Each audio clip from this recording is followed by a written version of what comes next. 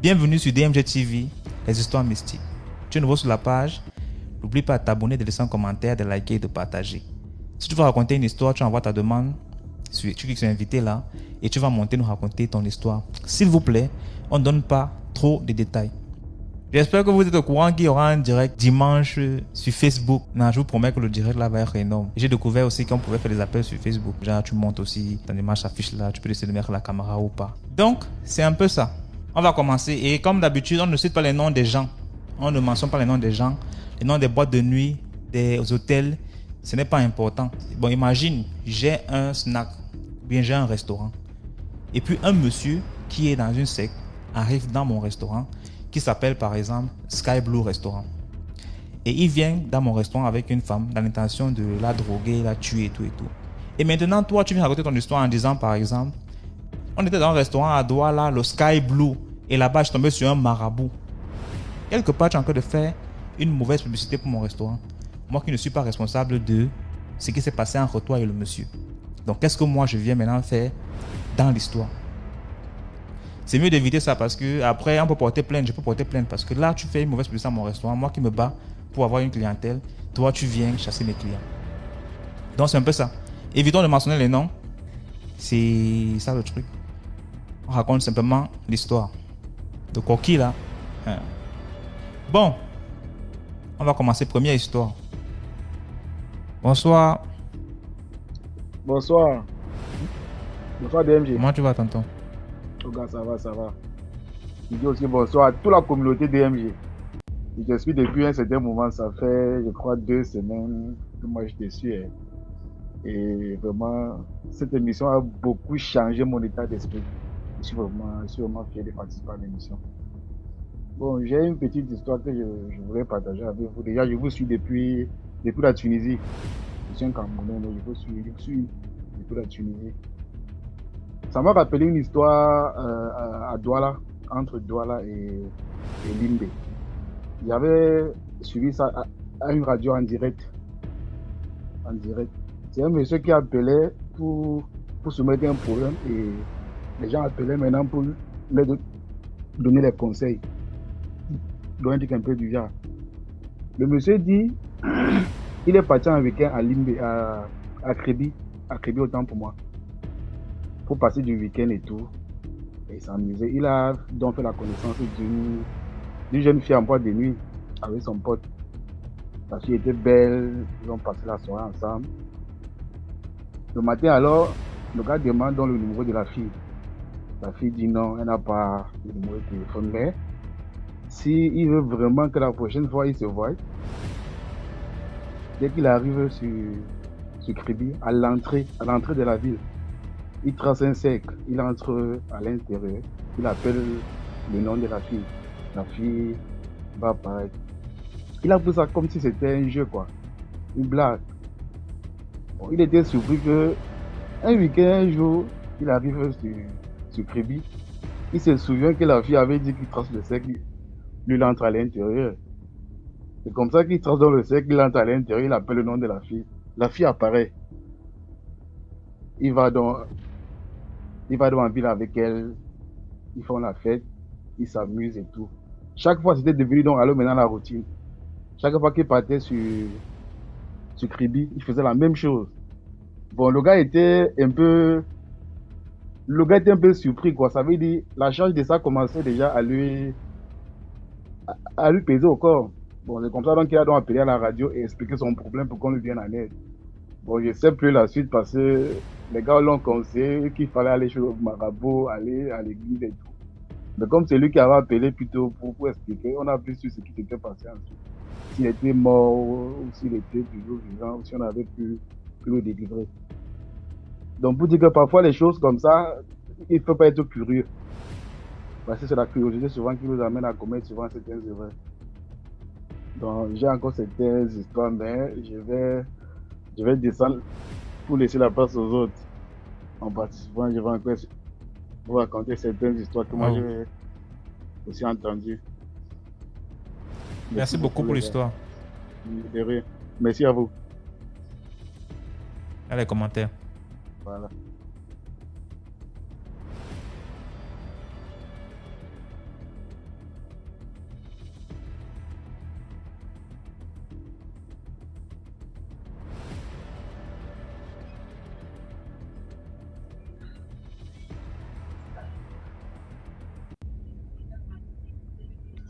Bonsoir, Mimi.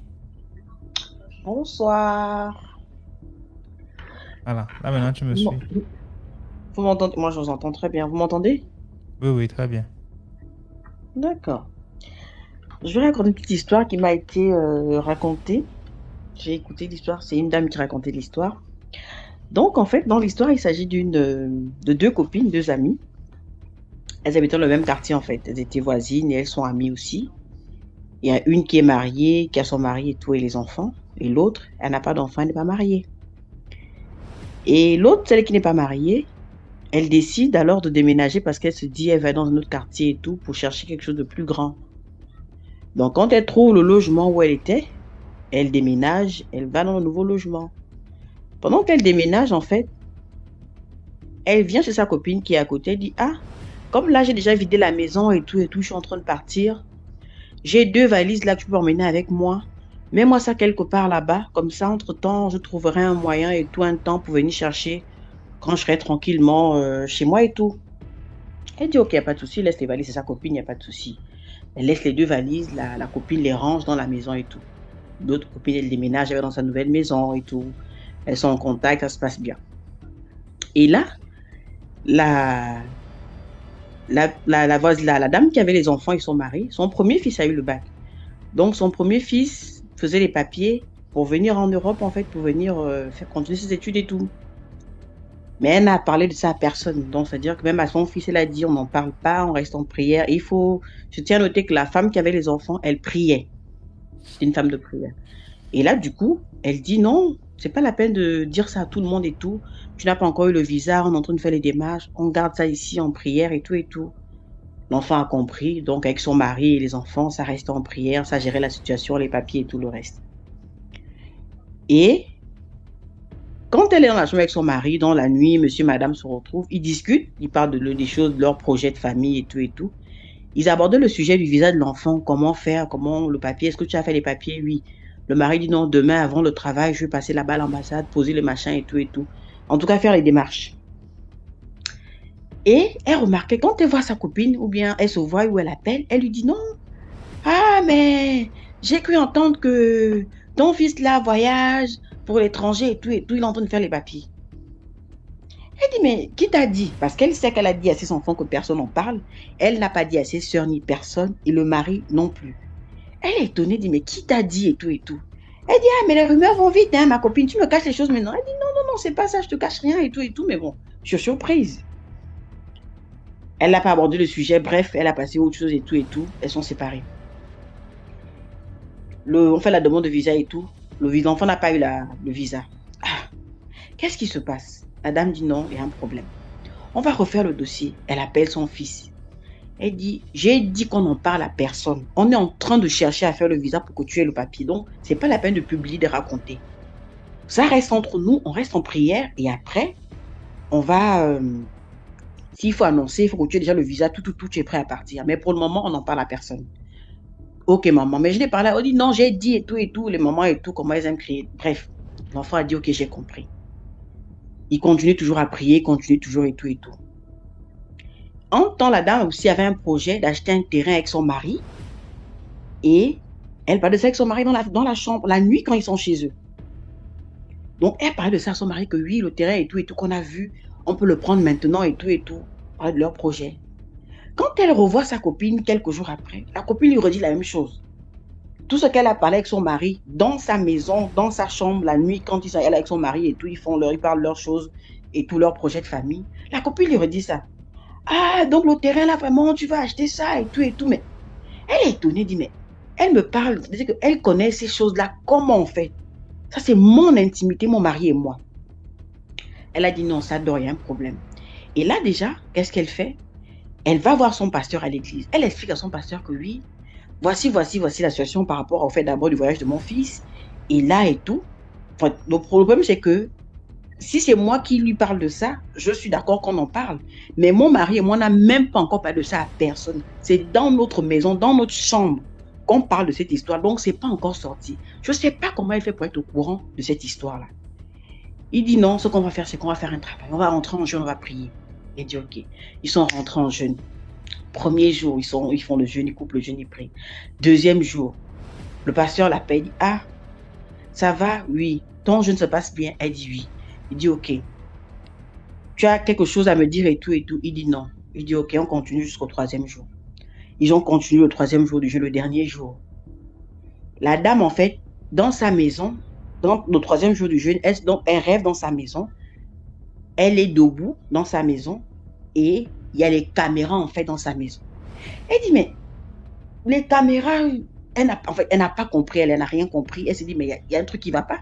Comment j'ai les caméras dans la maison? Les caméras, là, c'est pour faire quoi? Quand elle finit et tout, elle coupe le jeu, elle va voir son homme de Dieu. Il dit, ah, dis-moi, qu'est-ce que tu as vu? Elle dit, ah, parce que moi, je ne sais pas. En tout cas, j'ai prié, mais je sais que j'ai fait un rêve où j'ai vu les caméras et tout dans ta maison, dans ma maison. Le pasteur lui dit, exactement. Quand je t'ai appelé le deuxième jour du jeûne, je t'ai posé la question, c'est parce que moi, j'ai vu que dans ta maison, il y a les caméras. Il dit, tu vas partir chez toi à la maison. Il y a quelqu'un qui t'a donné des choses à garder. Des choses à garder chez toi à la maison. Elle dit non, mais je n'ai rien chez moi, moi je ne reçois pas les gens. C'est-à-dire que ça fait un moment que je n'ai reçu personne de ma famille, mon mari. Il dit si, peut-être que tu as oublié, mais quand tu seras chez toi, tu vas fouiller, tu vas t'asseoir, tu vas réfléchir. Il y a des choses que chez toi que tu as gardées pour quelqu'un. Ce sont ces choses-là où se trouvent les caméras mystiques qui font en sorte que tout ce que toi tu fais, que tu dis même chez toi, que tu parles à ton mari à l'oreille dans la chambre, la personne est au courant.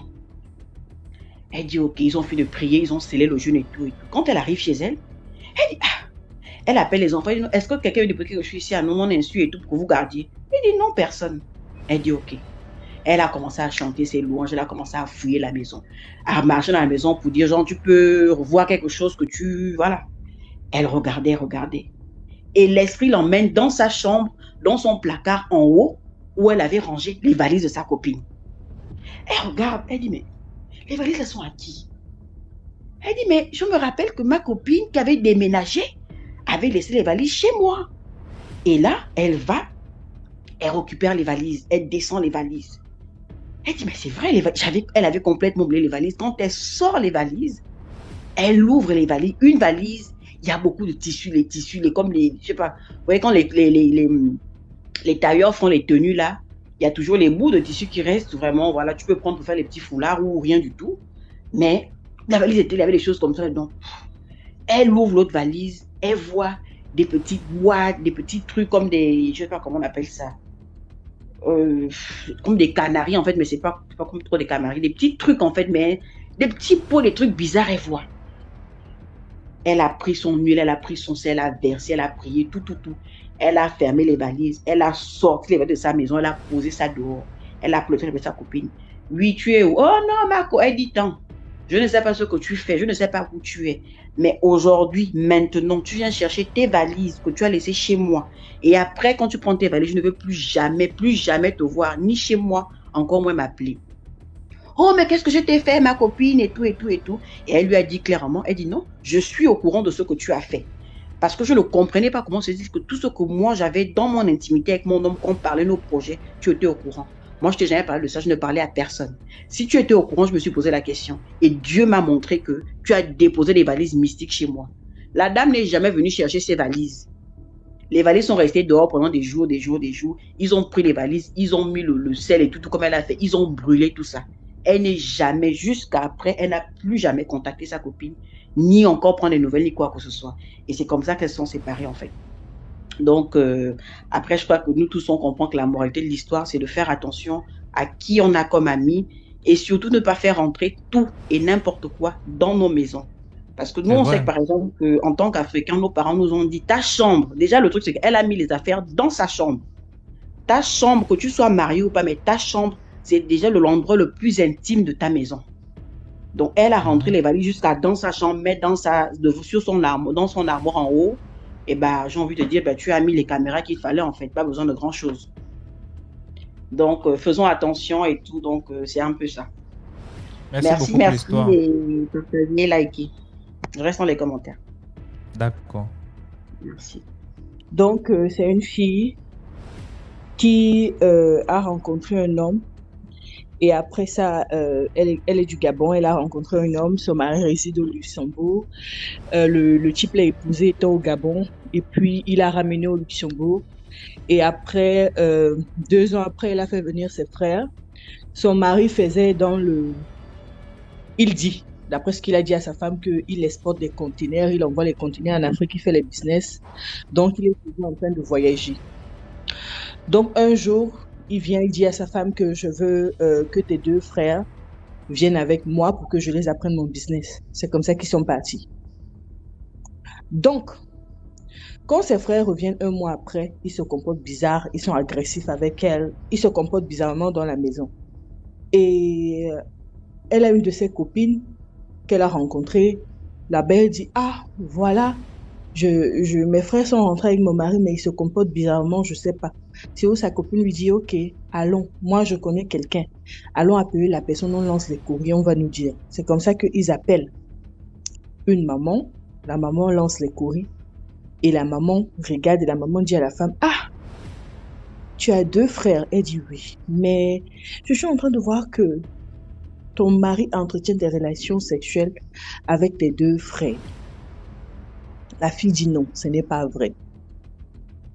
La maman dit ok, la maman lui dit encore qu'il y a un de tes frères, que c'est lui maintenant la source de ton argent. Elle comprend pas, elle savait pas que ça concerne son mari. La maman dit non, la source de ton argent, l'argent que tu manges tous les jours, c'est l'un de tes frères, ton dernier petit, le plus jeune, c'est lui la source de l'argent. Donc maintenant là, c'est lui qui est tout dans votre maison. Elle dit, quand la maman lui a dit ça, vu qu'elle aime trop son mari, elle s'est fâchée. Elle a cru que voilà, peut-être c'est devenu un coup monté de jalousie, genre, ah, ma copine peut-être m'a amené quelque part et que elle veut me faire le coup d'état, elle veut prendre mon mari. Donc, elle a dit non, je veux pas écouter. Elle arrive chez elle, avec le temps, elle se rend compte que son mari, dont on parle là, prend soin de son dernier petit frère avec beaucoup d'amour. Avec beaucoup il met beaucoup de précision, il prête attention aux faits et gestes, ce que le gars veut son mari donne. Dès que le petit frère dit, il est là, le mari est là, le mari est là. Le mari accorde même plus d'attention à son dernier petit frère. Pour elle, au début, c'était déjà l'amour comme son mari a aimé sa famille, ils n'ont personne. Et Seigneur Jésus. C'est où, un jour, le mari n'est pas là. Non. Avant ça, elle dit que... avant ça, j'ai oublié, excusez-moi. Elle rentre du travail un jour. Le mari n'est pas là. Le petit frère est aux toilettes. Son petit frère est aux toilettes. Et puis l'enfant pleure. L'enfant pleure. Elle dit... Ah! Il n'a pas aimé la tête comme ça. Il ne veut pas toquer la porte pour que le gars sache qu'elle fait les bruits. Elle met les oreilles. L'enfant pleure. Elle dit qu'elle ne sait pas elle dit que c'était comme si elle était possédée et puis elle a cassé la porte. Donc son petit frère avait environ d'après ce qu'elle m'a dit, elle me dit qu'elle a 32 ans et que donc si elle m'a juste donné son âge, elle a 32 ans, elle m'a pas dit son dernier petit frère, mais bon, quand moi je regarde, parce qu'elle m'a envoyé la photo d'elle et ses frères, quand je regarde la photo d'elle et ses frères, moi, selon moi, son petit frère, son dernier petit frère peut avoir dans les 15 ans, 14 ans. Parce qu'il va encore au lycée. Donc, il a 15 ans, 14 ans, disons ça comme ça.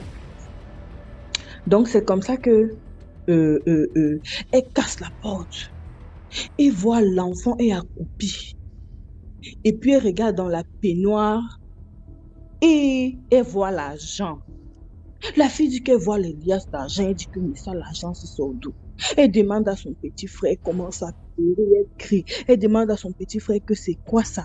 C'est où l'enfant lui dit que, en fait, voilà ce qui se passe. Ne dis pas à tonton. Si tu dis à tonton, tata, il va te tuer. Elle dit que son petit frère l'appelle tata. Son petit frère dit tata, il va te tuer. Il va te tuer. On va mourir. Je ne veux pas que tu meurs comme maman et papa. C'est toi qui es toute notre vie. Je suis prête à faire n'importe quoi pour que tu ne meurs pas. Tellement on t'aime, tellement on t'aime. Je dis l'histoire si, hein. Mais là, on veut couler, mais je suis en train d'être forte pour raconter ça. Tata, on t'aime. C'est comme ça que La fille dit que, elle dit à son frère, qu'est-ce qui s'est en fait passé? Elle dit que quand tonton t'a dit que il veut nous apprendre ses business, il veut nous faire voyager.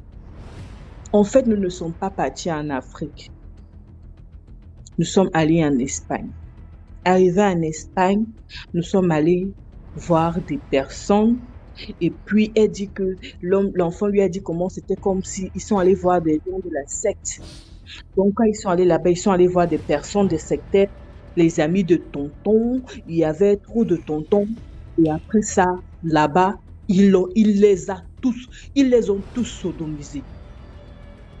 Ils les ont sodomisés. Et qu'on lui a dit que c'est le seul moyen pour que tonton ne soit pas pauvre, parce que si tonton est pauvre, ils sont déjà sortis de la pauvreté, eux, ils vont rentrer au Gabon. Et comme ils n'ont pas de famille, eux-mêmes souffraient, ils sont des orphelins. Elle m'a raconté son enfance, je ne veux pas raconter, mais quand elle te raconte, tu sens quelqu'un qui a souffert, donc quelqu'un qui est sorti de la maison de la souffrance. Donc, ils ne sont plus prêts à rentrer là-bas. Donc, les frères ont fait ça pour protéger leur sœur, en fait. C'est comme ça que la fille attend son mari. Son cœur chauffe, est beau. Le mari rentre de la maison avec l'autre frère. Elle dit à son mari que voilà ton argent, voici mon frère, il faut m'expliquer. Elle dit que quand elle demande comme ça, son mari lui donne d'abord 2 bonnes gifles. Point. Son mari lui dit que tu penses que la vie que tu as, tout ce que j'avais ça où? Ça sort d'où? Calme-toi, continue à manger notre argent. Si ça ne va pas, toi et tes frères, je vous renvoie.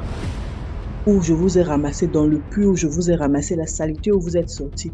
Et puis, je vous renvoie là-bas. Et puis, je détruis ta vie. C'est toi qui paies. La fille dit qu'elle n'avait pas le choix. Elle était obligée. Eh, Seigneur, la souffrance. C'est où? Elle dit qu'elle était obligée d'accepter ça à ce moment-là. Elle a accepté ça à ce moment-là. Elle a attaché le cœur et elle a commencé à chercher des solutions dehors. Maintenant, elle a rencontré une fille. Elle rencontre une fille congolaise et la fille congolaise lui dit qu'elle raconte son histoire. Elle dit que quand elle prenait les métros ou les trains, elle dit que quand tu la vois même dans les transports, elle est toute seule. Les larmes coulent. C'est comme ça qu'une Congolaise, une fille s'approche d'elle, elle raconte, elle dit qu'elle ne pouvait pas serrer. C'était comme si la fille, c'est Dieu qui avait envoyé la fille, autant pour moi. C'est Dieu qui avait envoyé la fille. J'ai dit autant pour moi quand j'ai dit Jésus parce qu'il y a plusieurs, il y a des musulmans, donc je veux pas que quelqu'un se sente gêné. Donc c'est comme si c'est Dieu qui avait envoyé la fille. Et puis la fille a commencé à lui dire, ma soeur, je connais ton problème, explique-moi. Elle dit qu'elle a raconté son histoire à la fille. Quand elle raconte l'histoire à la fille, c'est où la fille lui dit que voilà ce qu'on va faire. Tu vas t'enfuir avec tes frères. Et puis, moi, je vais t'aider. C'est comme ça que la fille a commencé à l'aider. Elle a fait les papiers.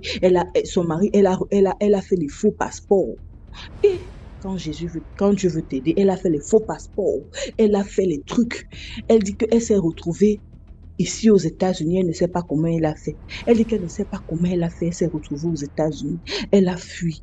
Quand son mari est parti de son dernier voyage, elle a dit oh oui. Elle a commencé à faire pendant ce temps, peut-être jusqu'à son voyage, quand elle a découvert ça, jusqu'à son voyage, ça a pratiquement fait peut-être 1 an. Elle dit pendant 1 an, tous les jours, il fallait qu'elle supporte. Maintenant, son mari ne se cachait plus. Son mari doit coucher avec son petit frère dans la propre maison où elle est.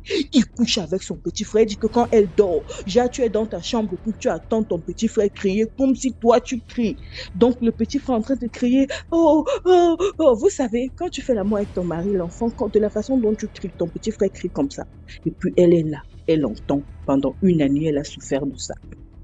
Et après ça, elle était en train de faire son plan avec l'autre fille. Maintenant, l'autre fille, là, l'a présenté à d'autres personnes. Et puis, c'était déjà un groupe de personnes qui étaient en train de travailler dans son dossier pour les faire fuir. C'est comme ça que... Les gens qui rient, c'est pas drôle. C'est comme ça que elle a fui. Maintenant, où elle rencontre que c'est plus grave. Elle dit que quand elle fuit, elle arrive ici aux États-Unis. Et dit que le mari l'appelle, le mari lui dit qu'avec tout ce que je t'ai fait, c'est comme ça que tu me rends, c'est ce que tu me rends, c'est ce que toi tu me fais, je t'ai enlevé de la saleté, et puis toi et tes frères, vous me rendez par le mal, il faut donc savoir que ton petit frère va mourir. Ton petit frère là, va mourir, il ne va pas vivre. Je vais les tuer, je vais tuer tes 2 frères, puis tu vas rester seul. Je vais te faire, pour ce que tu es en train de me faire, je vais te faire avoir une vie de minable. La fille dit que c'est comme ça qu'elle-même aussi, elle part à l'hôpital, elle se rend compte qu'elle est enceinte. Mais elle est enceinte, l'enfant ne pousse pas. Elle ne voit pas l'enfant, son ventre est toujours plat. Mais elle voit les tests de grossesse. Elle voit les tests de grossesse. C'est où elle a rencontré les hommes de Dieu. Et c'est là, en ligne, elle a commencé à prier. Et puis un soir, son petit frère s'est levé. Il est parti aux toilettes. Elle dit que l'enfant a commencé à chier les asticots. Les asticots. L'enfant chiait les asticots. Il chiait les asticots. Elle dit que l'enfant ne mangeait pas. Il ne faisait que chier. L'enfant ne faisait pas. Elle dit que... Elle m'a raconté, elle me dit que je connais la vie. Vu que je suis aux États-Unis, elle me dit que toi, tu connais les États-Unis, que tu vas amener l'enfant à l'hôpital, il chie les asticots. Les Blancs vont vouloir utiliser l'enfant pour faire les recherches parce qu'à un moment, ils ne vont pas comprendre ce qui se passe. Ça, c'est du jamais vu, l'enfant qui chie les asticots. Donc, ça va devenir que let's take him to the lab. Amenons-lui au lab, on fait les recherches. Donc, elle a caché ça. L'enfant ne partait pas à l'hôpital. L'enfant chiait les asticots. Elle dit que son petit frère chiait les asticots jusqu'à il est mort. Quand son petit frère est mort, ça fait peut-être, elle a enterré ici aux États-Unis avec les gens qu'elle a rencontrés. 6 mois après, son autre petit frère encore a fait accident. Quand son dernier petit frère là est mort, et puis elle-même aussi maintenant, elle a failli se donner la mort, elle a acheté les médicaments pour boire, elle a eu l'overdose. Donc on s'est connus à l'hôpital où je travaille. Donc quand elle a eu l'overdose, elle est à l'hôpital où je travaille.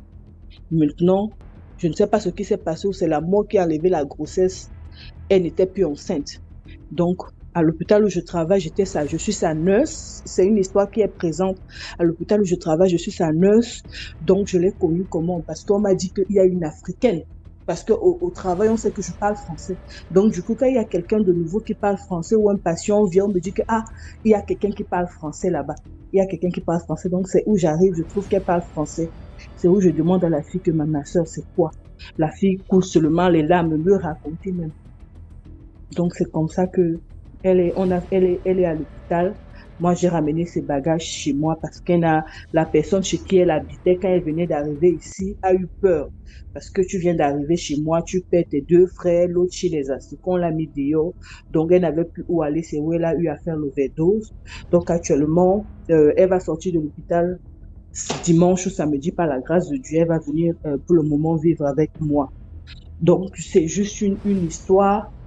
Pour dire vrai, je ne lui ai pas dit que je vais raconter son histoire, mais je raconte son histoire. Pourquoi? Parce que vraiment, c'est juste pour nous édifier. Vous savez, nous les femmes, surtout plusieurs filles, nous racontons, les gens qu'on rencontre de nos jours, ne nous précipitons pas. La vie, cherchons l'argent. Que ce soit les femmes, que ce soit les hommes, nous-mêmes les femmes, on peut devenir ce qu'on veut. Tu n'as pas besoin de voir un homme qui a l'argent pour être quelque chose. C'est vrai, les gens souffrent. Mais dans la souffrance, on peut aussi devenir quelque chose. S'il vous plaît. C'est un peu la morale. On doit faire attention. La vie. DMG, si tu vois cette fille-là, j'ai dit que comme j'ai ton compte personnel, peut-être pour quelques saluts aussi, je vais lui dire, vraiment, elle a besoin d'aide. DMG, si tu vois cette fille-là, tu vas comprendre qu'il y a des gens qui souffrent. Et elle dit que tout ça à cause de la souffrance. S'il vous plaît, c'est vrai qu'on souffre, c'est vrai qu'il y a la souffrance en Afrique. Je sais qu'il y a des gens qui n'ont même pas de devant derrière. Mais, s'il vous plaît, on doit se battre. Battons-nous nous-mêmes, même si c'est n'importe quoi. Et puis, elle aussi m'a dit quelque chose que elle pouvait même faire les petits commerces, mais elle se sentait trop bien. Parce que c'était une belle fille quand tu vois ses photos. Elle se sentait trop belle pour faire les commerces. Trop belle. Donc, dans le trop belle là, voilà, elle a ramassé sa mort. Donc, vraiment, on doit faire très attention. Donc, DMG, c'est l'histoire comme ça. Merci beaucoup pour l'histoire, Letty. De rien, man, dans les commentaires. Dans les commentaires. Bonsoir. Bonsoir. J'espère que tu vas bien. Ouais, je vais bien. C'est ma première fois de monter sur ton live. Donc, je demande d'abord à tous les abonnés de commenter, partager, liker. Bon, la morale de mon histoire, parce que c'est une histoire qui me concerne et j'ai vraiment pris du temps avant de la raconter. La morale de l'histoire, c'est que quand une femme est enceinte, elle doit se protéger et elle doit, at least, elle doit rester dans un milieu sain pour elle. Ce qui se passe, c'est que moi, je suis tombée enceinte quand j'étais chez mes parents et j'étais d'abord très têtue. Ça, il faut le dire, j'étais très, très têtue. Donc, quand je suis tombée enceinte, c'était même parce que je tenais coup de tête à mon père.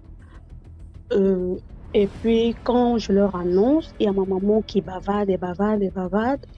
Quand elle bavarde, je m'énerve sur un coup de tête. Je voyage. Je pars dans une autre ville, rester chez un ami. En fait, qui n'était pas le père de mon enfant, mais qui était un ami à moi. Et c'est là-bas que ma terreur a commencé. Mais très jeune, je ne savais pas que c'était une terreur. C'est quand j'ai commencé à vous écouter que j'ai compris que j'étais carrément en danger. Parce que quand je suis arrivée là-bas, il y avait le bailleur, c'était une mini-cité. Il y avait le bailleur. Et à un moment donné, il s'est pris d'affection pour moi. Genre, il me saluait. Il me saluait chaque jour. Il demandait comment ça allait. Et j'ai commencé progressivement à tomber malade. Ayant la flemme des injections, des injections des aiguilles, on a commencé le traitement du palu par des médicaments. Ça n'a pas marché. On a dit qu'on va passer à la méthode supérieure. On est passé aux injections. Ça calme, mais ça ne va pas. Et j'ai commencé à avoir des cauchemars sur un réflexe parce que maman nous a toujours élevés dans la prière. J'ai eu le réflexe chaque jour d'écouter une musique religieuse parce que je n'avais même plus de force. Tout ce qui rentrait dans ma bouche ressortait. Donc j'ai commencé à écouter des musiques, une seule musique religieuse, écouter. Et un jour, la voisine me dit, puisque c'était aussi des toilettes communes, le trou. Donc, elle me dit un jour, tu es enceinte, ne pars plus jamais aux toilettes directement à même le trou. Fais-le quelque part et pas verser. C'est pas bon quand tu es enceinte. J'ai dit ok et j'ai commencé à le faire. Et même dans ma maladie, le bailleur a commencé à rentrer dans la maison en fait pour venir demander comment j'allais, comment je me portais.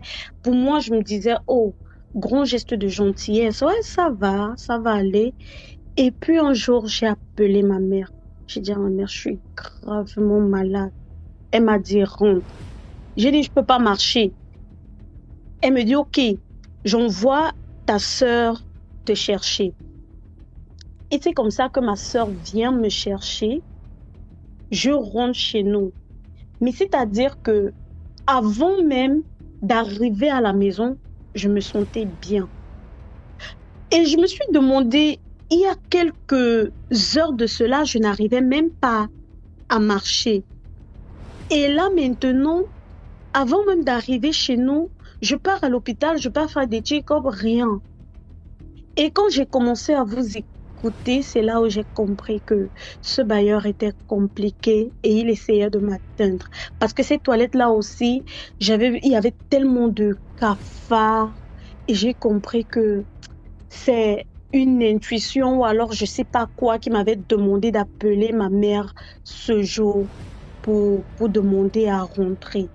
Donc, c'était un peu ça mon histoire. Et je prie vraiment toutes les jeunes filles aujourd'hui qui sont têtues, bon, parce que moi je suis plus têtue, comme moi, même si elles veulent tenir tête, de vraiment faire attention. Parce que moi je sais pas ce qui m'a sauvée, mais je remercie Dieu aujourd'hui après avoir écouté des histoires sur votre page. Je remercie Dieu de ce qui aurait pu m'arriver. C'était un peu tôt. Merci. Merci beaucoup, Joël, pour l'histoire. De rien. Dans les commentaires. Bonsoir, Abondance. Bonsoir, DMG. Comment allez-vous? Je vais très bien, et toi? Ah, ça va. Salut la famille aujourd'hui. J'espère que ça ne va pas se couper. Hein? Bon, donc, mon histoire de ce soir, c'est l'histoire de ma tante, la sœur à ma mère, qui était la première femme de son mari. Et quand le monsieur a eu sa retraite, ils sont rentrés au village. Étant au village, le tonton en question, il se sent encore très jeune. Il n'est pas jeune, hein, mais tu sais, quand les parents arrivent au village, là, c'est les anciens boss, donc ils deviennent encore plus jeunes. L'oncle, il prend encore 2 femmes à l'appui. Allô, vous m'entendez? Oui, oui, très bien. D'accord. Il a pris 2 femmes en plus de ma tante. Et les 2 femmes aussi, elles ont eu des enfants. Ma tante, elle a eu 5 enfants avec lui. Et Dieu a tellement béni. Les enfants ont commencé à... Chacun passe son concours, ça marche. Mais, grande fut notre surprise quand un admet à son concours, dès qu'il commence à travailler, ce dernier décède. Et la famille se réunit, on fait les funérailles, après les funérailles encore. 2 ans, 3 ans plus tard, quand un autre encore admis à son concours, encore la mort. Donc ma tante dit, mais qu'est-ce qui se passe? Pourquoi à chaque fois ce sont mes enfants? Quand c'est comme ça, la famille, tout le monde te regarde. Et puis dans un foyer de polygamie, ça devient autre chose. Donc ma tante a dit, mais ça, je ne comprends pas. En 6 ans, elle a perdu 3 enfants. Il lui reste que 2. Elle dit à son mari, ah, je ne comprends pas pourquoi dans la famille, c'est moi seul, mes enfants qui partent, je ne comprends plus rien. Je veux qu'on parte quelque part, si c'est pour faire des prières ou bien aller voir quelqu'un, je ne sais pas. Donc l'oncle en question, il dit, lui n'a pas le temps pour toutes ces bêtises. Ma tante a dit, ah, cette fois-ci, mon enfant qui est parti, là, vraiment, ça me fait très mal. Je n'arrive pas à comprendre parce que celle qui est partie en dernière position, elle devait se marier. Elle a galéré avec un monsieur et le monsieur est devenu, en tout cas, lieutenant des eaux et forêts. Quand il est sorti, il a eu le concours. Il a dit à ma cousine, bon, vraiment, tu m'as beaucoup soutenu dans mes moments de difficulté. J'aimerais t'épouser maintenant. Et à 1 semaine de son mariage, elle décède. Ah! La famille se réunit. Les gens ont commencé à parler, mais la femme, là, pourquoi est-ce que ce sont ses enfants seulement qui parlent? On ne comprend pas. Ma mère aussi, là-bas, les gens l'interpellent pour dire, ah, ta grande soeur, là, de son côté, là-bas, qu'est-ce qui ne va pas? La famille a commencé à murmurer. Donc, ma tante aussi, voulant se justifier, elle a dit, ah, ça, je ne comprends pas parce que le monde spirituel, je n'ai pas 4 yeux, je ne sais pas ce qui se passe. Vraiment, je vous demande de m'aider s'il y a quelqu'un qui connaît, en tout cas où on peut aller, on va aller, parce que mes enfants là vraiment ça me tient à cœur, je ne comprends plus rien. Et elle dit à son mari, vraiment je veux qu'on parte quelque part. Son mari dit, lui n'a pas le temps pour ça. Et ma tante, elle est déjà mal vue à la maison, ses concubines, ses coépouses, en tout cas il n'y avait plus de respect. Et tout le monde l'indexait du doigt, voilà, la dame elle ne fait que manger ses enfants, on ne sait pas ce qui se passe. Un matin, ma tante allait prendre, comment on appelle ça, mélanger le javel et comment on appelle ça, les trucs de souris là. Elle a tout mélangé, elle a bu. Parce qu'elle dit qu'elle en avait marre. Parce que le monsieur aussi, elle vivait des choses même qu'elle ne pouvait pas expliquer. Il n'y avait plus de rapport sexuel entre eux, il n'y avait plus de communication. Elle aussi, elle ne peut plus rentrer en famille puisqu'elle avait déjà vieilli. Elle n'arrive pas aussi à expliquer son problème aux gens. Donc, la famille s'est levée maintenant pour dire qu'on ne comprend pas. Puisque avant qu'elle ne décède, elle avait appelé ma maman pour dire, ah vraiment, je voulais avoir de tes nouvelles, mais sache que chez moi, ça ne va pas. Donc, la vie a dit, d'accord, j'ai compris, je vais faire un effort pour arriver chez toi dans la semaine. Et c'est dans la même semaine là que ma tante est décédée. La famille s'est levée, mais qu'est-ce qui se passe? Bon, d'autres l'ont accusée pour dire, bon, peut-être qu'elle est sorcière, elle a mangé ses enfants aujourd'hui, elle-même s'est donnée la mort. 2 ans plus tard, grande fut notre surprise. La dernière femme qui était sorcière, elle voulait tuer ma tante pour être mariée légalement à mon oncle, puisque c'est elle, à mon tonton, puisque c'est ma tante qui était mariée légalement. Donc, qu'est-ce qu'elle devait faire? Éliminer la dame et que le monsieur l'épouse. Et les trucs qu'elle avait comme médicaments, c'est-à-dire bon, dans le monde spirituel, elle était aussi, mon oncle, le tonton en question, le mari de ma tante aussi, était un sorcier. Et ce sont les deux qui se sont associés et ont commencé à manger les enfants de ma tante.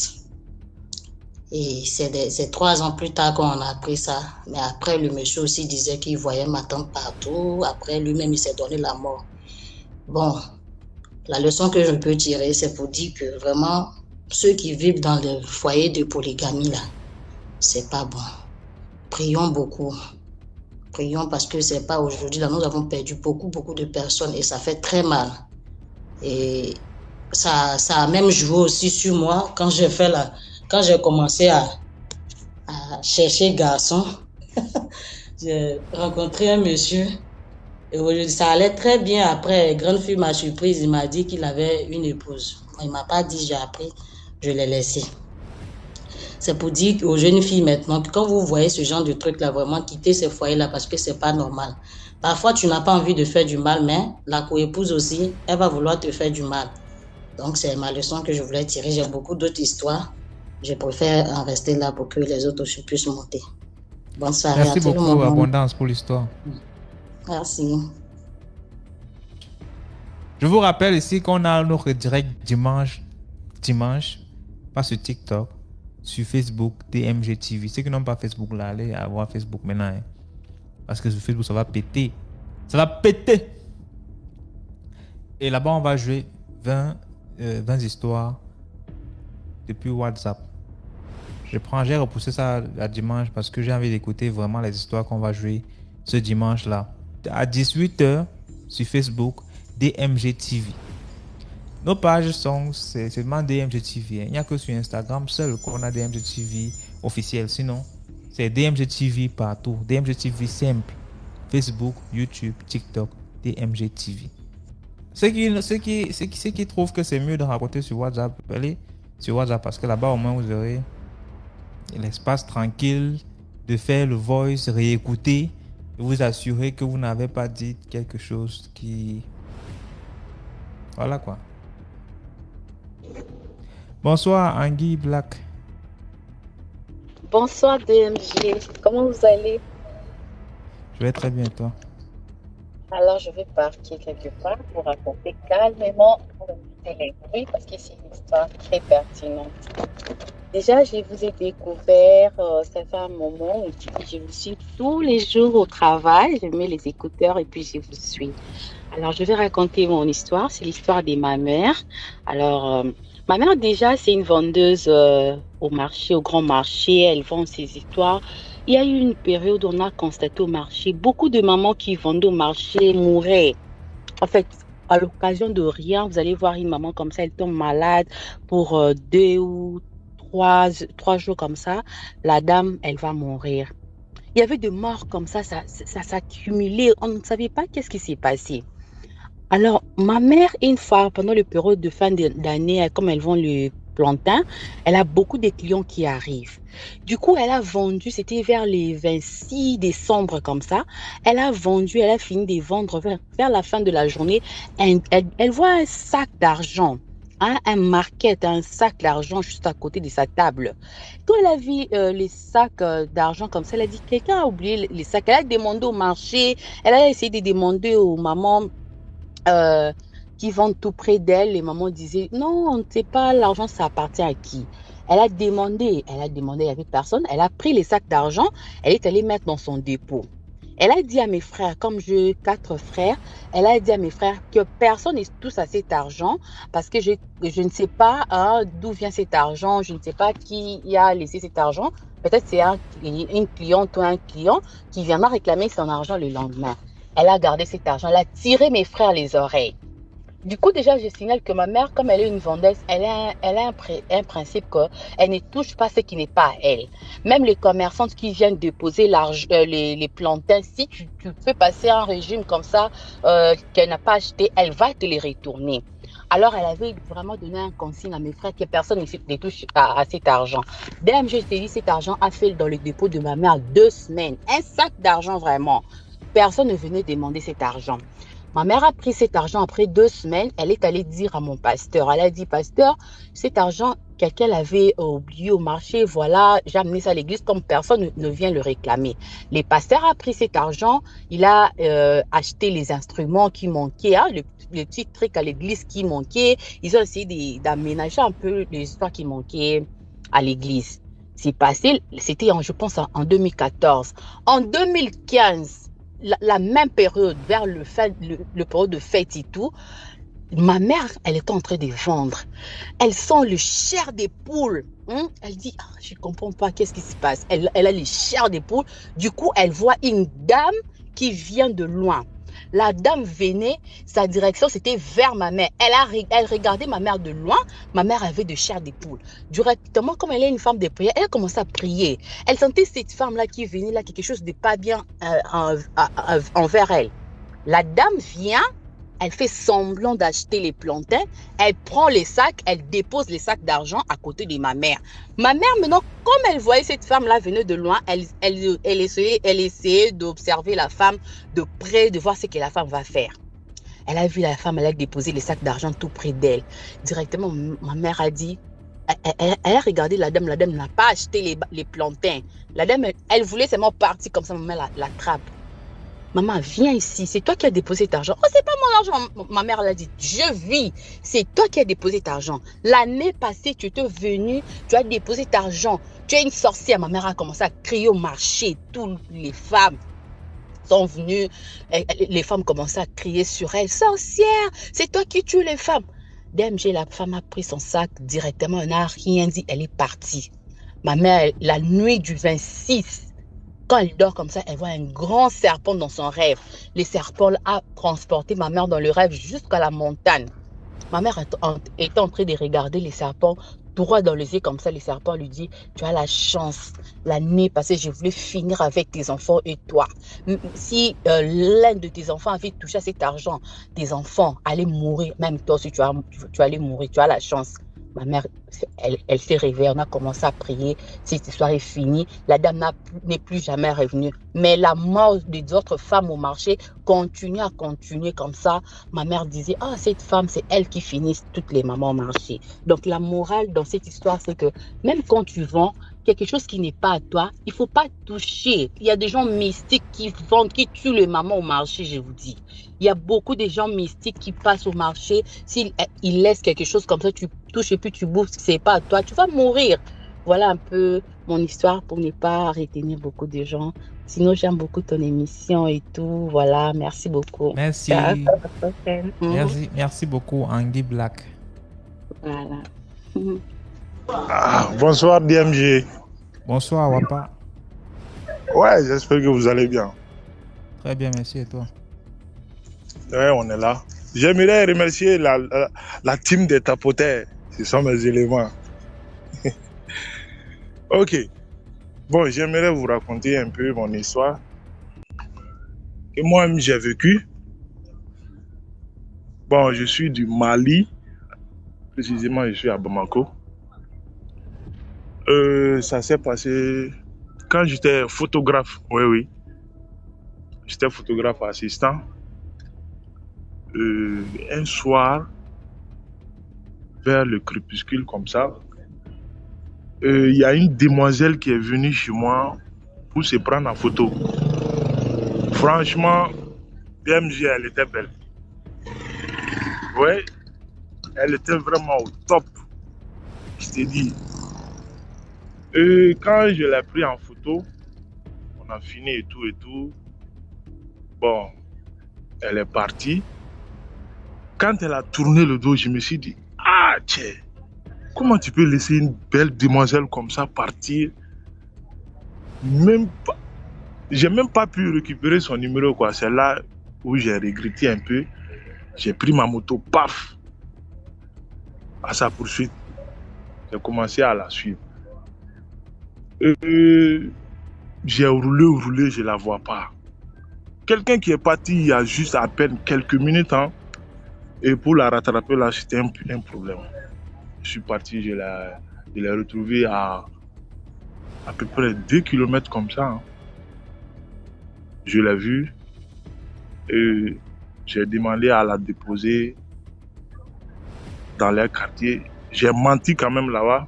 J'ai dit que j'avais une petite commission en ville et je voulais l'amener, quoi. Elle a refusé. J'ai insisté. À force d'insister, elle a accepté, elle est montée sur ma moto. On a pris la route. DMG, je t'ai dit, hein, mon frère, je ne sais pas comment la fille a pu disparaître sur ma moto. Sérieusement, c'est arrivé au carrefour. J'étais là, j'ai papoté seul, quoi. Je parlais, je demandais son nom, elle ne parlait pas. Je t'ai dit, tu habites où? Des trucs comme ça.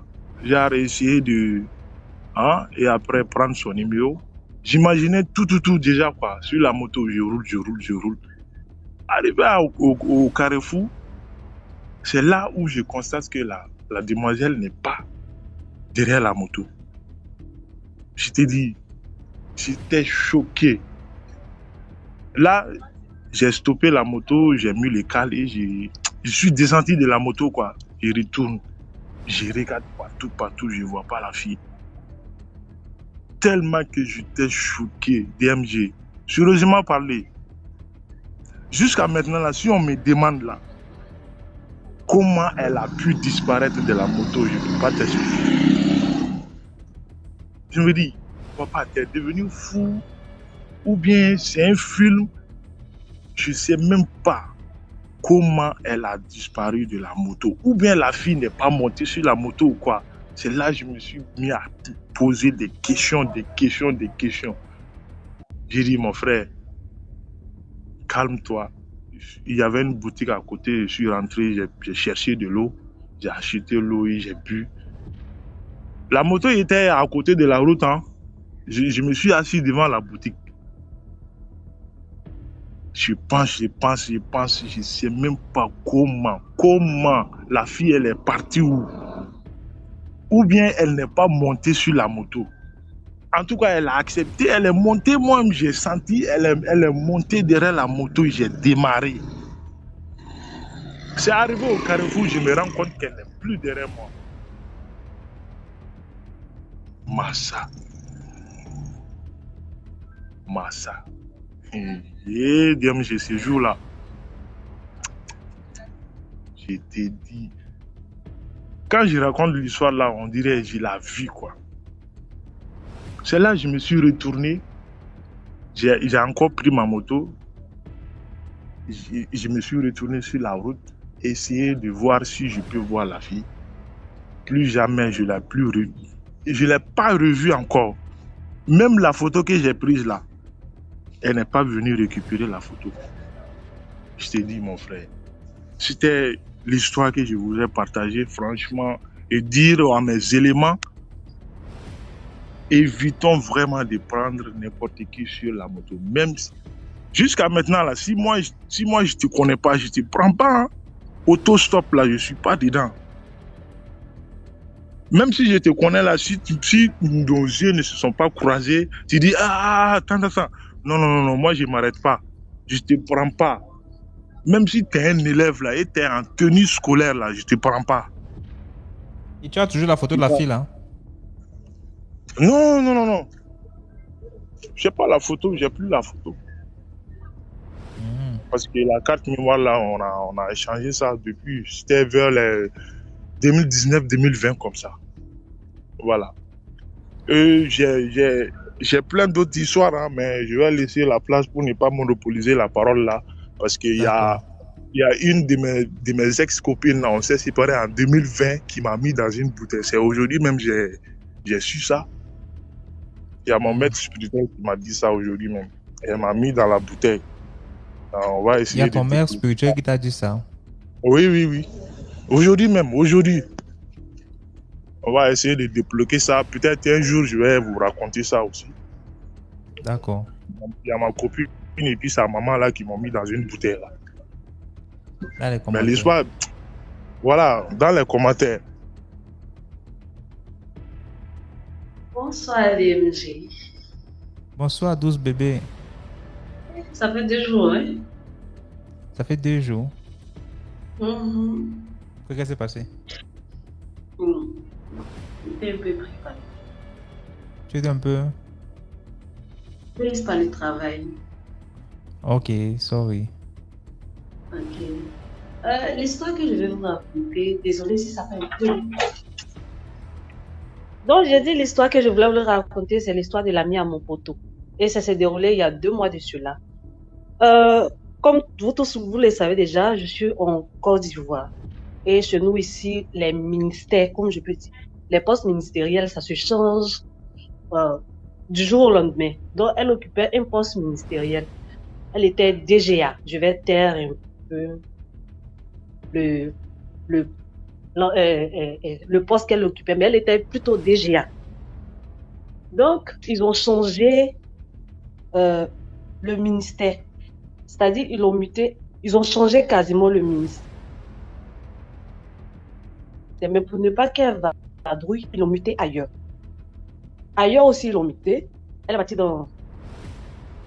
Excusez.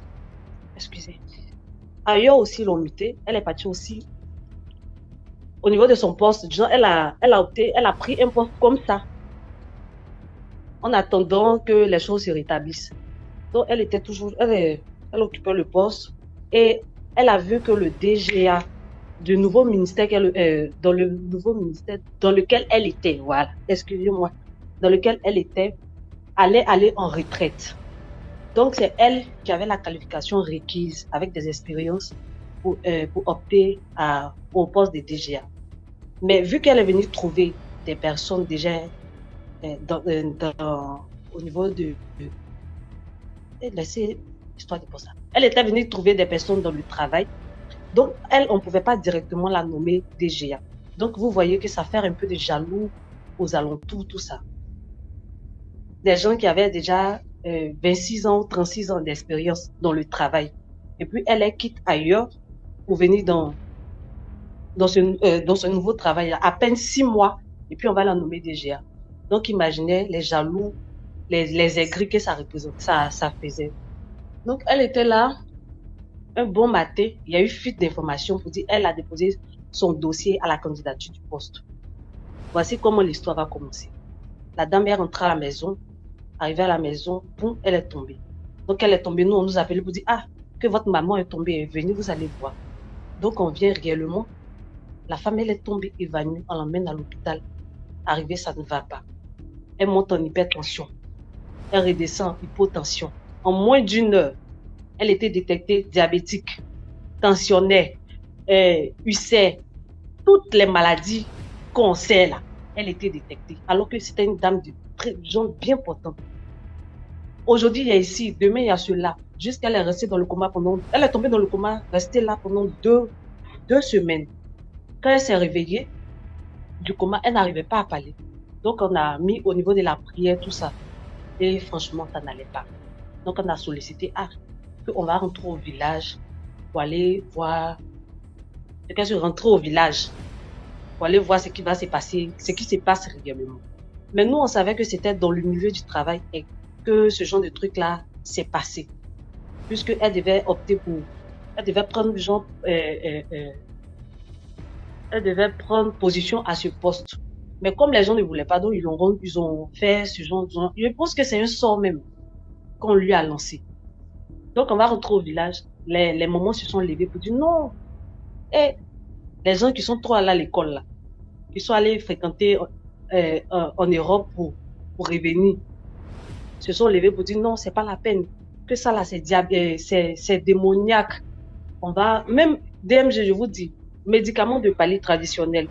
On mélange soit GK, mélanger les feuilles de bananier, pouvoir boire pour se requinquer là. C'est démoniaque.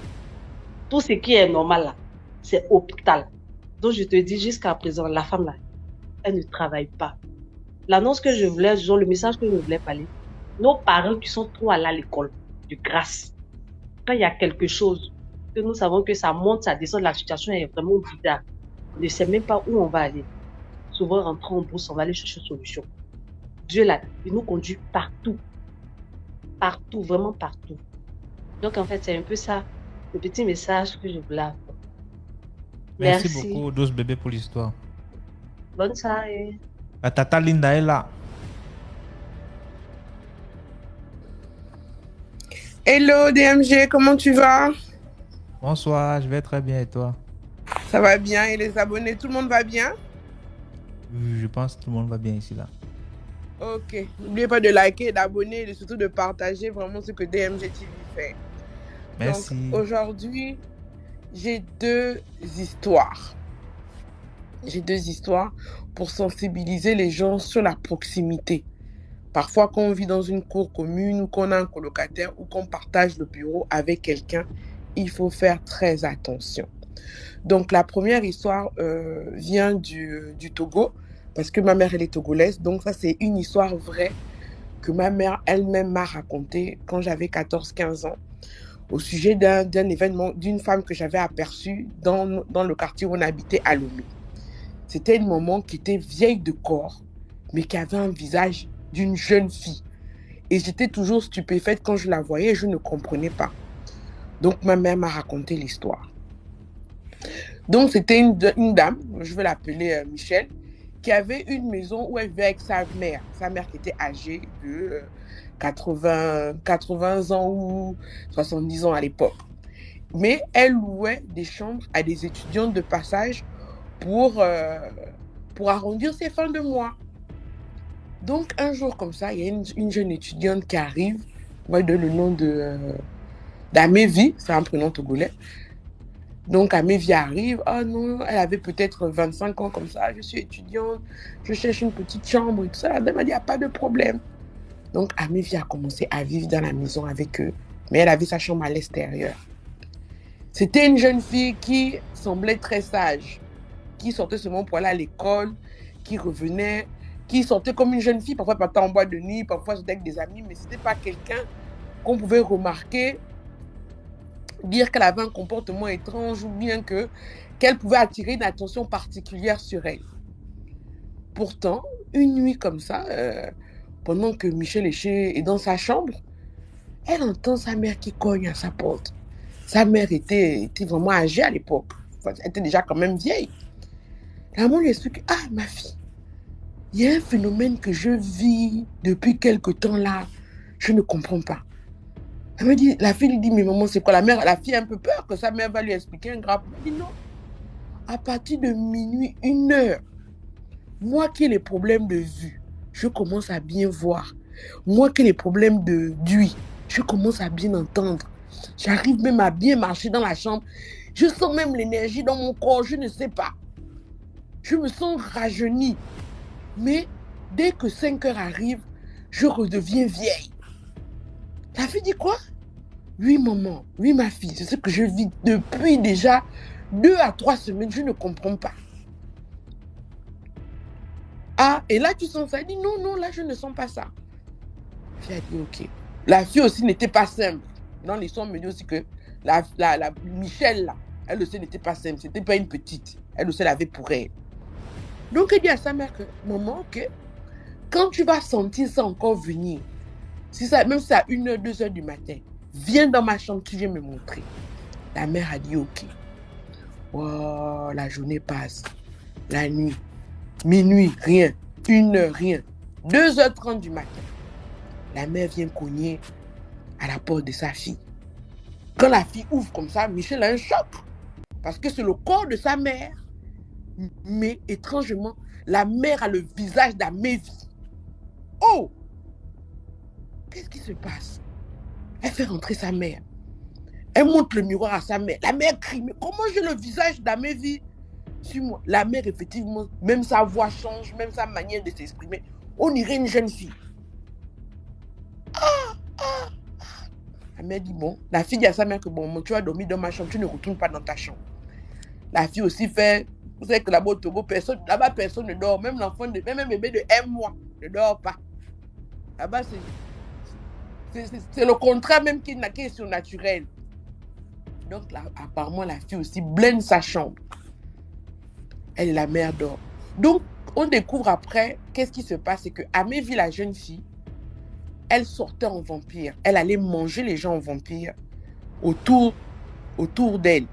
Mais pour que quand les gens quand ils vont aller consulter, on ne puisse pas la voir elle, qu'est-ce qu'elle faisait? Elle échangeait les visages, elle échangeait les corps avec la vieille maman là. Et elle partait avec le visage de la vieille maman là, aller manger les gens, aller voler l'énergie des gens, aller voler leur bénédiction. Comme ça, quand les gens allaient se faire consulter pour voir d'où ça venait, c'était la vieille maman là qui devait voir. Donc maintenant, elle a échangé les corps, non? Et le matin à 5 heures, c'est quand elle revenait maintenant de ces voyages mysticaux là, qu'elle reprenait son corps et elle laissait le corps de la maman là. Maintenant, Amélie a fini de faire son groove nocturne, d'aller manger les gens, d'aller boire le sang des gens, voler, non. Elle revient maintenant à 5 heures.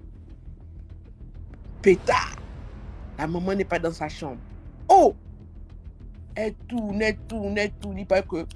C'est ce qu'on nous raconte, hein, que on entendait comment un vent bizarre soufflait, on entendait comment les gens marchaient sur le toit. Elle essayait de chercher la maman, mais elle n'arrivait plus à rentrer dans la chambre de la fille Michel, parce que Michel avait barricadé la porte. Ah, mais vite, ce moment-là que cogner. Un moment maintenant dépassé, obligé de le cogner physiquement. Que... Maintenant, elle avait maintenant la voix de la maman là que Michel, ta mère est avec toi là-bas. Michel aussi de la mère qui ne répond pas, silence. Ouvrez ou pardon, ça ne va pas. Faut ouvrir, ça ne va pas. Taisez-vous. La maman là-bas aussi, et la fille, personne ne répond. Elle a cogné. Et vous savez que quand le jour se lève, c'est fini. Quand le jour là s'est levé maintenant, on a seulement retrouvé le corps d'Amélie dans sa chambre. Elle avait le visage de la vieille dame là avec les rides bizarres. C'est comme ça que la maman de Michel a conservé un visage de jeune fille. Je vous assure que l'histoire elle est vraie. C'est parce que je parle mal le mina, je parle mal ma langue maternelle, sinon j'allais vous prononcer le nom du quartier là à Lomé. Mais je prononce mal. Et j'étais jeune, j'étais petite. Donc je ne me rappelle plus. Ah, c'était la première histoire pour dire que quand on est propriétaire, quand on a les locataires, il faut toujours faire attention aux locataires qui viennent dans vos maisons. Il faut toujours prier, il faut toujours demander le discernement. Parce que vous ne savez pas qui vient louer votre maison. Surtout dans les affaires de cours communes là. J'ai trop d'histoires. On devrait même faire un spécial cours commune locataire. Il y a au moins 7 histoires-là que je peux vous balancer. Donc, ça c'était la première histoire. Maintenant, la deuxième histoire, c'est une jeune femme qui était la sœur de ma collègue. Pour vraiment dire que dans les bureaux, on est dans un bureau, on n'est pas seul. Il faut vraiment faire très attention. Très attention. Donc, c'était la grande sœur de ma collègue au travail. Elle-même qui nous a raconté l'histoire. Elle revenait d'un voyage. Quand elle est revenue du voyage là, à son travail, elle allait faire une formation parce que depuis qu'elle était dans son poste, dans son bureau, elle n'avait pas de promotion. Donc, vraiment excédée par le manque de promotion et tout, elle a décidé d'aller suivre une formation. Et même quand elle allait suivre la formation, là, son patron a dit que si tu dépasses trop le temps pendant ta formation, là, peut-être quand tu vas rentrer, tu n'as pas trouvé ton travail. Elle a dit c'est pas grave, elle préfère au moins aller augmenter son niveau, son diplôme pour que peut-être même si elle perd son travail, elle pourra regagner un autre travail où elle gagne bien. Donc, elle avait même une collègue, Nicole, qui se moquait de « Oh, tu es toujours comme ça, dans quelle école? Tu vas faire quoi ?» et tout ça là. Donc, l'héroïne s'appelle Gladys, on donne le prénom de Gladys. Donc, Gladys, qui était célibataire, qui était mal payée, qui était vraiment exploitée par son patron, va en formation. Quand elle va en formation linguistique, comme ça, dans un pays anglophone dont je tairai le nom, elle rencontre un monsieur qui l'emmène dans une église où on prie pour elle, le pasteur la délivre de beaucoup de mauvaises choses. Et le monsieur qui l'a emmené là-bas tombe même amoureux d'elle jusqu'à lui a demandé mon mariage. Mais elle préfère d'abord rentrer à Libreville avant de répondre à la demande du monsieur. Automatiquement, dès son arrivée à son travail, elle qui avait les problèmes avec son patron, le patron commence à l'apprécier, à dire que non, vraiment, j'ai apprécié ton courage, vraiment Gladys, tu es partie, tu es allée faire des études, là maintenant tu parles anglais, c'est toi qui vas recevoir tous nos clients étrangers qui viennent d'Angleterre, c'est-à-dire tous les anglophones, maintenant c'est toi qui vas maintenant les recevoir. Donc, elle a eu une promotion, elle est passée, je pense, commerciale anglaise, je ne sais pas, en tout cas, les sociétés de management, là, elle a eu une promotion. Pendant la fête de promotion, ses collègues lui ont fait des cadeaux. Ah, vraiment, félicitations Gladys, vraiment, pour ta promotion, pour le renouveau dans ta vie et tout ça là. Et sa copine Nicole lui a offert une plante. Que, oh non, mais ça ton bureau, vraiment, tout et tout et tout et tout et tout. Elle a mis la plante sur son bureau. Même pas 3 jours après, elle a mis la plante dans son bureau là. Les problèmes ont commencé. Oh, il y a un client qui vient d'Inde, il faut aller le chercher à l'aéroport. Quand elle va chercher le client de l'Inde à l'aéroport, elle ne le voit pas. Elle le cherche pendant 1 heure, 2 heures, elle ne le trouve pas. Pendant ce temps, le client est arrivé là-bas, il est fâché.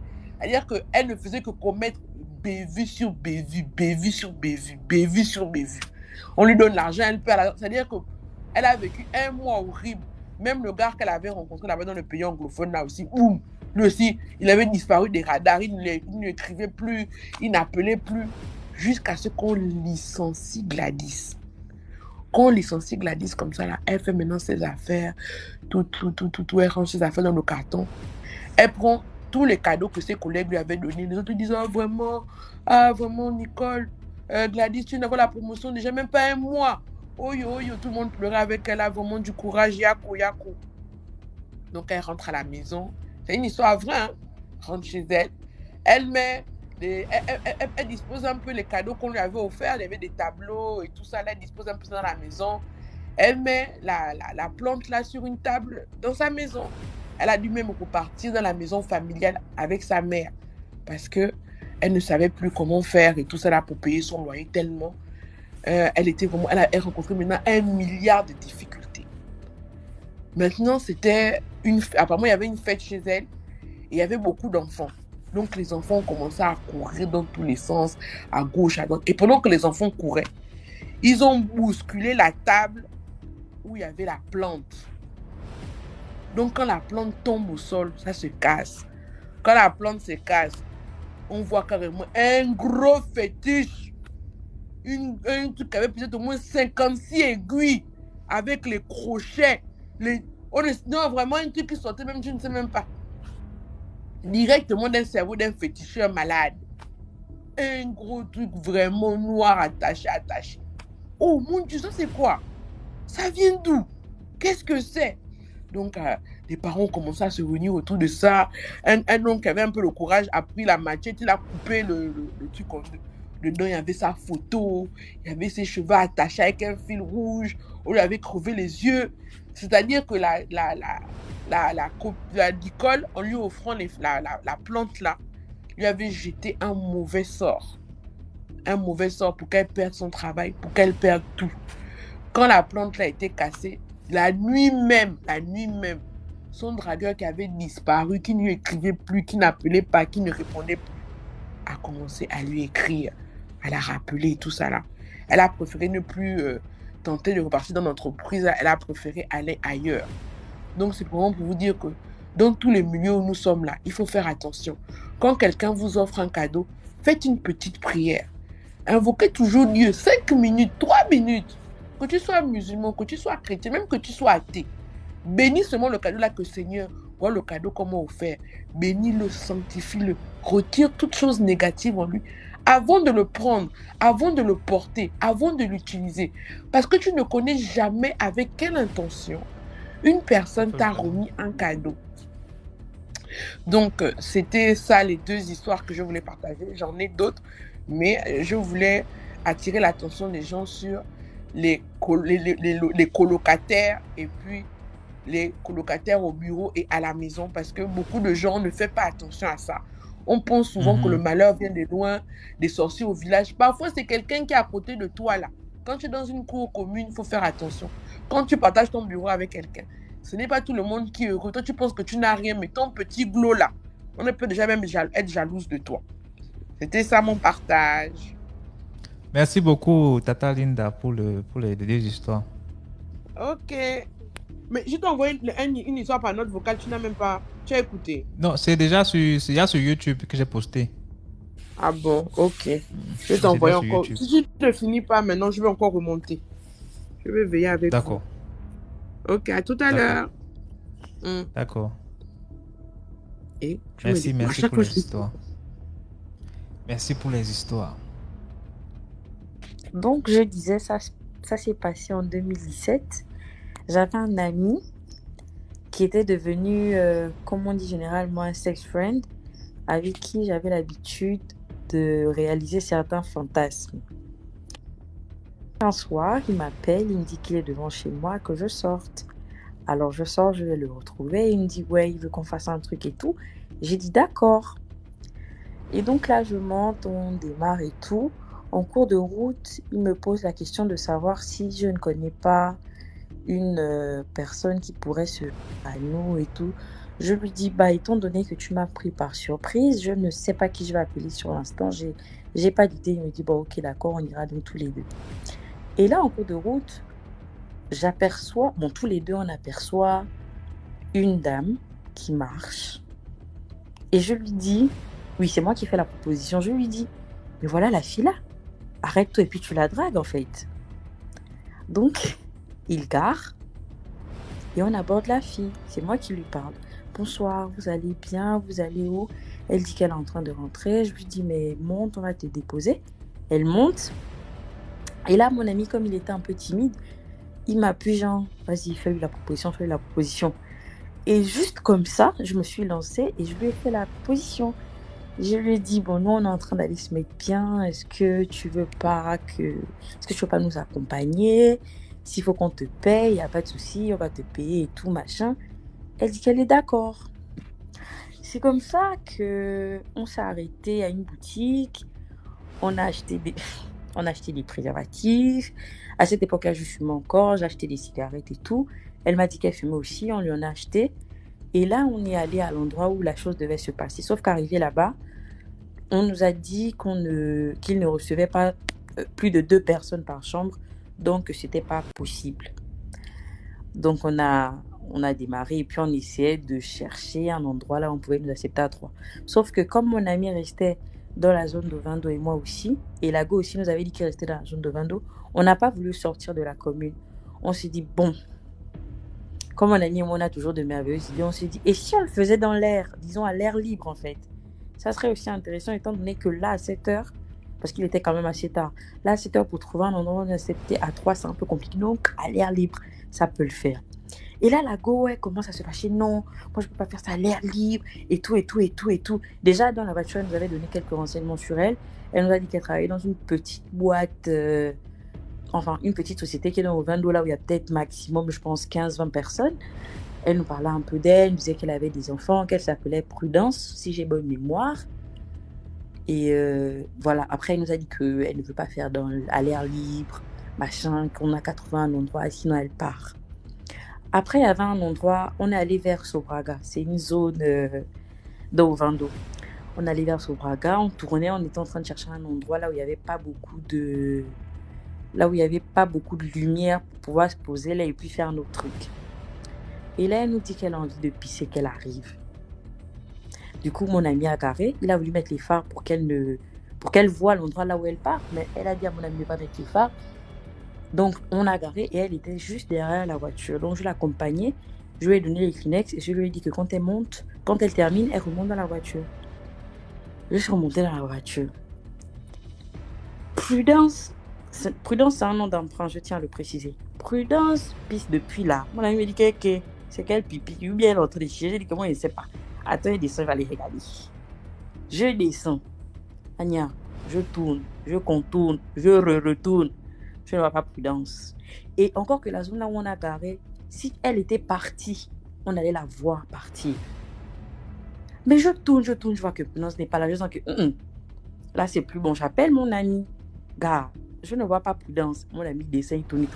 Il m'a dit, maman, monte dans la voiture, on démarre. C'est pas simple. Monte dans la voiture, on démarre. On a démarré, on est parti. Pendant qu'on tournait, pendant qu'il faisait la manœuvre pour tourner, on a regardé à gauche, à droite, devant, derrière. On ne l'a pas vu.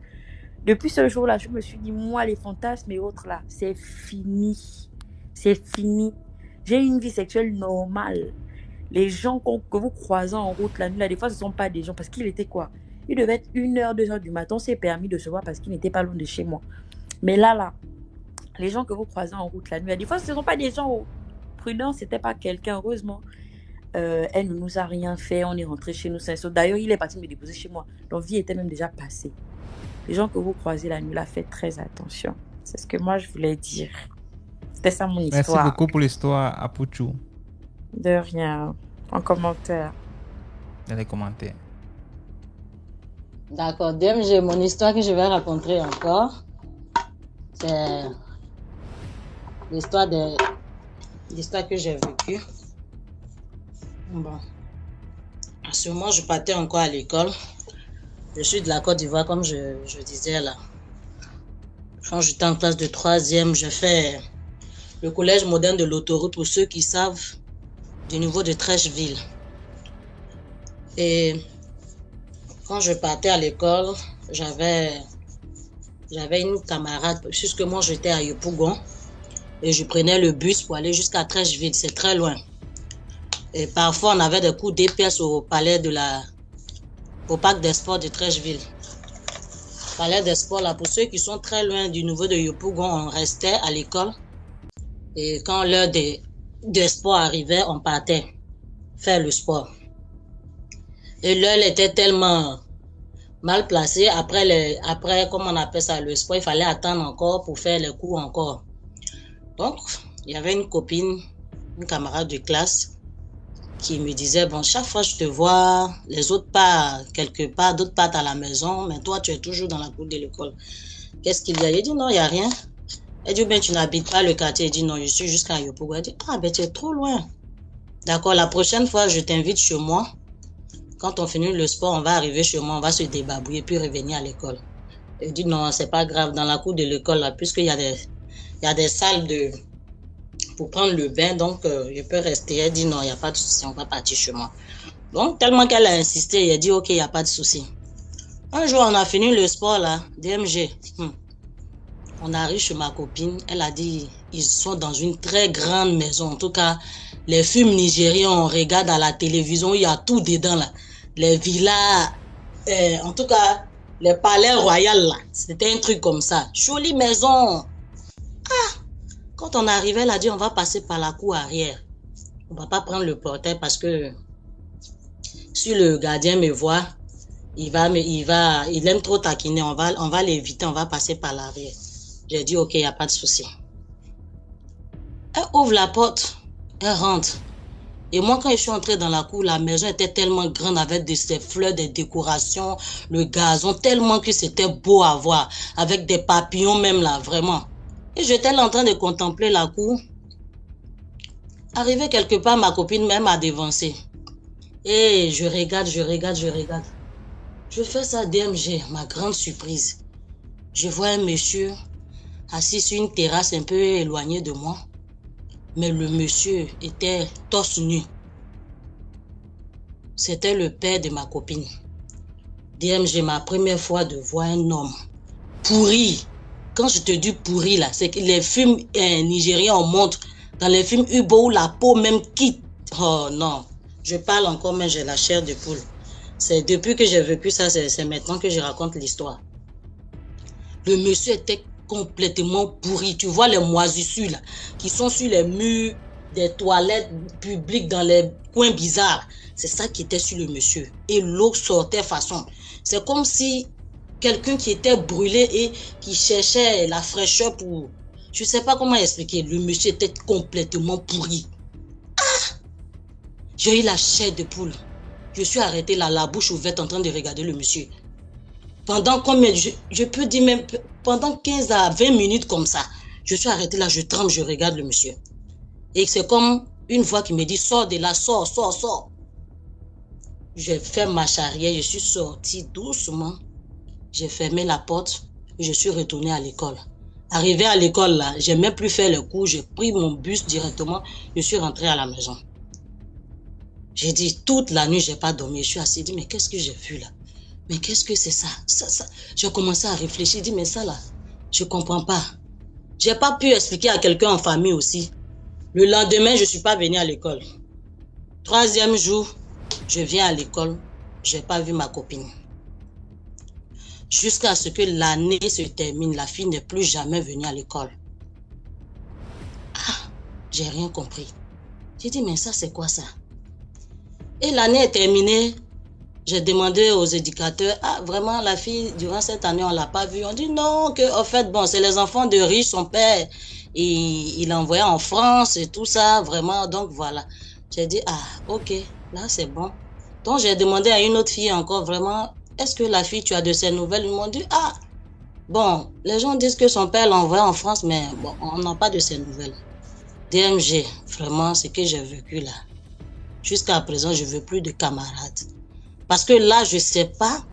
Je me suis dit peut-être que le monsieur sait que j'ai vu quelque chose.